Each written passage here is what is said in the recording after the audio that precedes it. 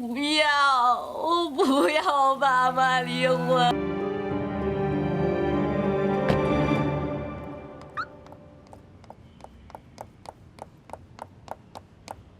亏我这么相信你，啊，把所有的钱都交到你手里，你倒好，背着我做出这种事。你说吧，你算计我多久了？啊，算计我多久了？要是别人不告诉我，我还真蒙在鼓里，我还真不知道我娶妻已经成了一个空壳。你还怪我？哎，你怎么不想想我为什么要这么做？当初结婚前说的明明白白的，结婚后你不再跟那边联系，可结果呢？你背着我，你每年都拿钱给那边。要是我不在这，你恨不得把大半个家你都搬过去。这么多年了，你没有在家过过一个呼噜年，还一心一意为我，一心一意为潇潇。你连带我回趟老家你都做不到。你就是看不惯连杰，看不惯我妈。怎么成了我看不惯他们了？太可笑了！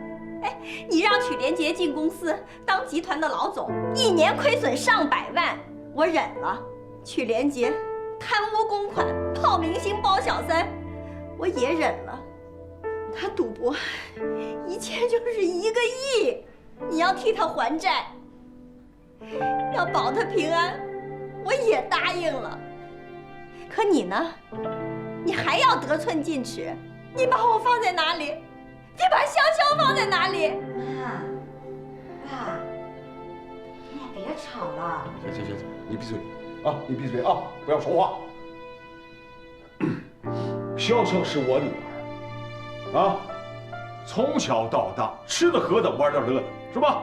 我样样都依着她，啊，我哪一点亏待过她？连杰呢？他是我儿子，我不该照顾他吗？该，当然该。我真是瞎了眼跟着你，害得女儿跟我一块儿受罪。这么多年，你在外面找小三，我只当自己看不见。你要照顾你妈，照顾你前妻，照顾你儿子，我强迫自己睁一只眼闭一只眼。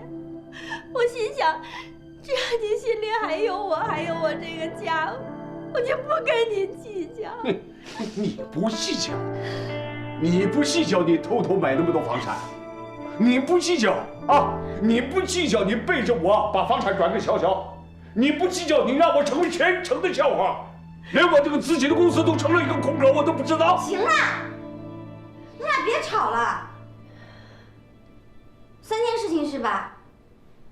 第一件事情，爸，你回来这么多天，家也不回，也不跟我和我妈说，就是为了替我哥还赌债。第二件事情，奶奶要在遗嘱里分家产，说家产1边1半，还让瞒着我和我妈，对吗？你以为我和小小什么都不知道？你这么些天不回家，你在外面偷偷干了些什么？你敢说吗？我来告诉你，找外面的公司盘点资产，要把1半的家产交到曲连杰手里。这么大的事儿，你怎么不跟我商量？那房子的事儿，你征求过我的意见吗？征求过吗？这是第3件事情，爸。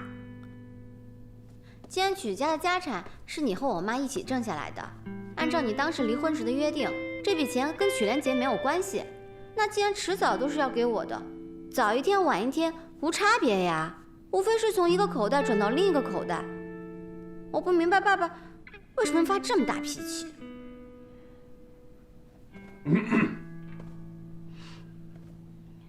一共有多少房产？啊，折合市价是多少？原价是多少？啊，这些钱的来源是多少？都给我说清楚！你别问女儿，问我。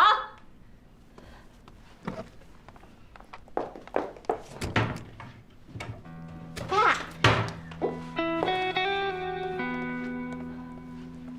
这是我赶出来的现金流量表，还有各开户银行的对账单。你不是问钱去哪儿了吗？我告诉你，一部分进了潇潇名下的房子里，还有一部分在我们共同的账户里，属于你的那份儿。再给你开一份损益表，资不抵债。你慢慢看吧，有什么不明白的，你就叫会计来问。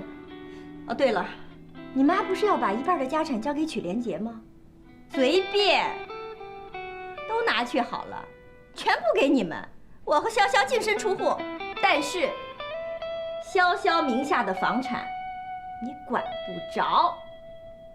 潇潇，饿了吗？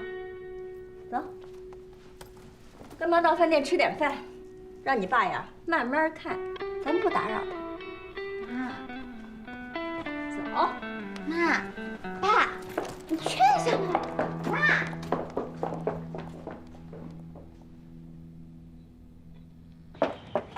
妈，去哪儿吃饭呀？妈，别生气了，爸爸他不一定听奶奶的。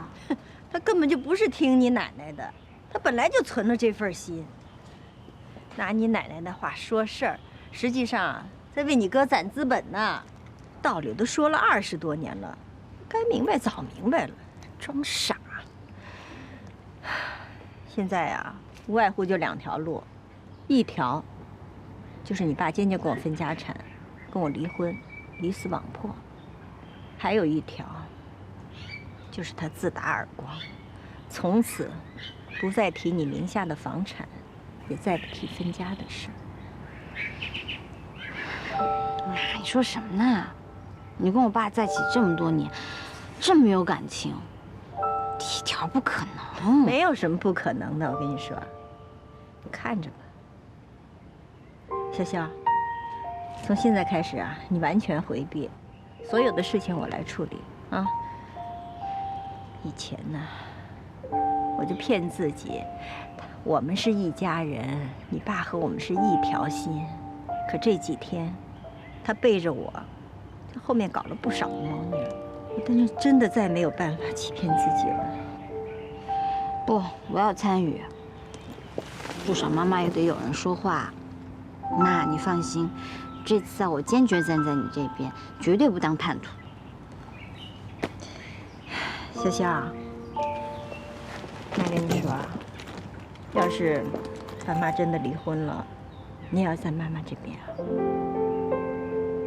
玩笑归玩笑，但是我从来都没有想过我爸爸妈妈会离婚。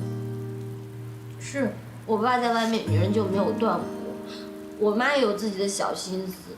可是即便是这样，我还是相信他们是相爱的。直到我妈把房产证交给我之前，我都没有想过他们俩能算计彼此到这种地步。也许你爸妈早就有问题，这件事情只是个导火索。安迪说的对，冰冻3尺非一日之寒。即使没有这件事情，你爸妈之间恐怕也是岌岌可危。可是我不要，我不要我爸离婚，我不想让我爸爸妈妈离婚。行了，别哭了。平时不是挺厉害的吗？指点这个指点那个的，怎么到自己事儿上了，一点承受能力都没有了？师傅，你别哭了，我看你这样我也好难受呀。可是我就是想哭。你们不知道，从小到大我最喜欢的人就是我爸跟我妈，可是他们总是没有时间管我，把我一个人扔在家里。家这么大，就我一个人，所以我就经常自己跟自己玩，自己跟自己演戏，数着时间等他们回来。别的小孩晚上9点钟就睡觉了，我经常就会等到11、2点，不为别的，就是为了看他们一眼。后来我爸把曲连杰带回家，跟我说那是我哥。我爸经常会带着他去打高尔夫球，去吃饭、钓鱼，从来都不带我。我爸跟我说，你是女孩子，不用学这么多，只要高兴就好。我终于明白你为什么爱捣蛋了。你是想吸引别人注意力，你怕你爸爸喜欢你哥哥，怕你妈妈把所有的精力都放在工作和你爸爸身上，所以你想，你不能被别人忘了。我有点不明白，他努力工作不是为了争家产，是为了博得他爸他妈喜欢，是这个意思吗，师傅？平时不是挺彪悍的吗？